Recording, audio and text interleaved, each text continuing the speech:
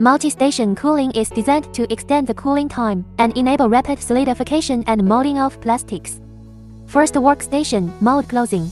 The mold utilizes a water cooling system to dissipate heat, and the plastic cools down faster when in contact with the mold.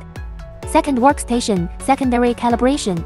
By blowing air into the bottle, the cooling speed of the product is increased and the bottle mouth is quickly shaped. Third workstation, deflash. There are blowing holes set at the material clamping mode of the scraps, which use the blown cold air to cool down the bottle. Fourth workstation, leak detection. Leak detection requires blowing air into the inside of the bottle, which accelerates the cooling rate of the bottle while detecting leaks.